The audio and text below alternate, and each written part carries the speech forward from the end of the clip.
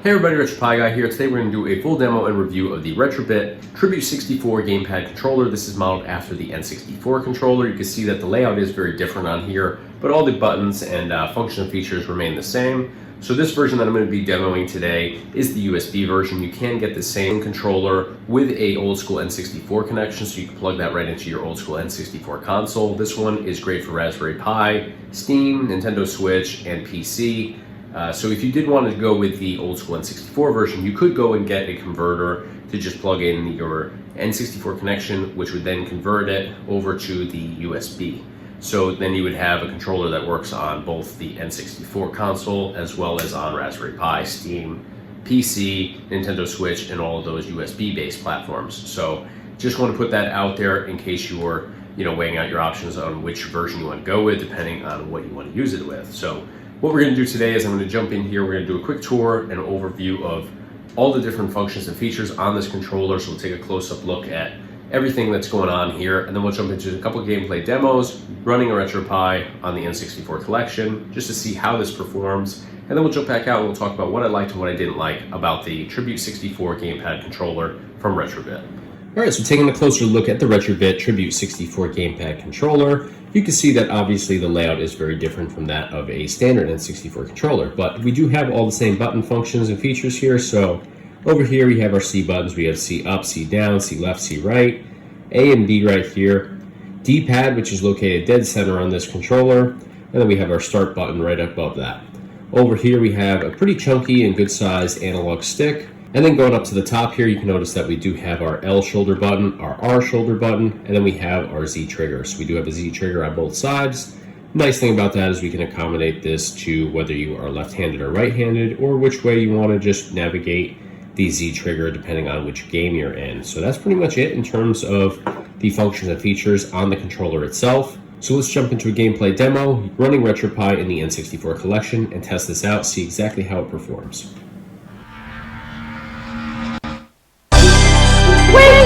Mario Kart!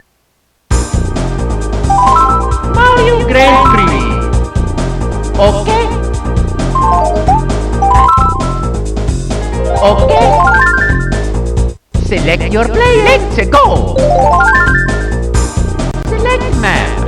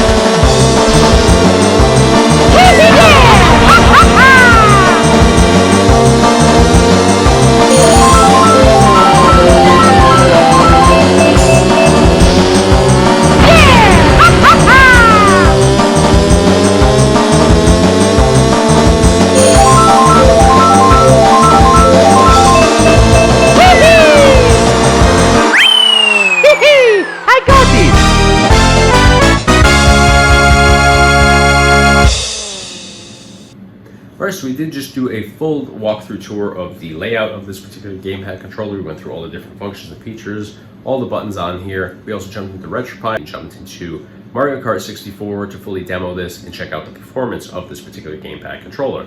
So I'm happy to report that the performance of this controller is absolutely outstanding. I'm really surprised, in all honesty, because when I first opened this and took it out of the box, I was less than impressed by this gamepad controller. Not that it seems like it's cheap or poor quality by any means. Everything about it seems super high quality, but here's the issue that I saw right out of the box. And after playing it, I don't think that it's so much of an issue that I thought, originally, but it is a little awkward. When I hold this in my hands, you can see from the front here that it fits super well in my hands. I'm able to hit everything with my thumbs here. I'm not straining to hit any of the different buttons on here or anything like that, but here's where it goes a little bit south for me. When I hold it this way, you can see I don't have massive hands or massive fingers by any means, but take a look at where my fingertips lie up here. Just holding this like you would, just grab a regular gamepad controller. My fingers totally miss the shoulder and Z trigger buttons up here. I'm off by pretty much a good inch from the center there. So I think this is going to be an issue with a lot of people. So what I end up doing to utilize these buttons up here is I actually hit them with the inside of my finger like this. Never had to do that with any gamepad controllers before, so it's definitely a little bit strange, a little bit awkward to get used to, but actually when I jumped into the game and I started playing, by the time I got to my second lap in Mario Kart, I was totally used to it. So it's not a huge deal. I thought it was going to be a bigger deal than it actually is. But again, I've never come across that in any of the gamepad controllers I've used in the past, so it is a little bit strange in that regard. Again, this is how it looks. You end up hitting it just like this. And I will mention that in Mario Kart 64, you really don't utilize those buttons all that much. You do utilize that shoulder button to hop the cart, and you utilize the Z trigger here to use your specials that you pick up throughout your race. But not something that you're using constantly. You're not hitting it like in a fighting game or something like that in this case. So depending on which game you're jumping into and what the controls are in that game, you may find it a little bit more awkward than you do on Mario Kart 64. So definitely want to put that out there. It's something that I picked up on as soon as I opened this and took it out of the box, but in the actual gameplay demos that I've done, it didn't feel that awkward. It actually felt pretty decent. It just took, like I said, a little getting used to, because I have not run into that with any other gamepad controllers in the past. So beyond that though, buttons on here work phenomenally well. C buttons here work really nicely. They're a little bit smaller than some of the other gamepad controllers that kind of have the same sort of revision style for the N64, but they're definitely fall in line with the original in terms of size comparison between the C buttons and the A and B here, so definitely not too much to get used to there. The analog stick on here is really nice, has a nice grip on the top there. You can see the little ridges there, so it's a non-slick surface. It really grasps your thumb really nicely, so you're able to navigate super well on there. Had really nice touch and playability to it, so really happy with the analog stick's quality there. Everything about it really, in terms of all the buttons, even the shoulder and trigger buttons, while the placement is a little strange in my opinion, they do function extremely well. There's no sticks, there's no binds, there's nothing like that. There's no lags or delays. Everything is just top-notch across the board here. It feels like a decent weight to it. It's not a heavy controller, not super lightweight. It just seems to be right in line with what you want in a gamepad controller. So all that being said, I would highly recommend this. I would just point out that you do have that placement that is a little bit strange in terms of your shoulder and your Z trigger buttons up at the top. So beyond that though, in terms of whether I would recommend this, it has to do with your style and what you prefer in a gamepad controller, especially for N64. The layout on here is obviously very different from your standard classic N64 gamepad controller. Just the shape in general is completely different. So if you're a fan of the original N64 controller, you probably are not going to go for something like this. I was not a huge fan of the original N64 controller's shape and just overall layout, so something like this resonates with me a little bit better. I think that it's laid out nicer. I think that it's going to definitely be a little bit more relatable to like the younger gamers today that didn't grow up on the N64, but they're playing it now and they're experiencing it for the first time. So I think that this is going to just resonate with them because they're probably used to Xbox controllers, PlayStation controllers. This has that similar feel. It's definitely different than the original N64 controller in every way. So, you know, if you're coming off of Xbox, PlayStation, then this is going to just feel better in your hands. than the original N64 Gamepad Controller. So take that into consideration when choosing whether you want to go this route or you want to go that more classic route. So again, if you want to be classic and you want to keep to that more authentic feel, then this is probably not the Gamepad Controller for you. So all in all though, quality's there, definitely works really nicely, playability is great, so I would recommend it. So that's going to do it for today. If you enjoyed this video and you found it helpful, smash the like button for me.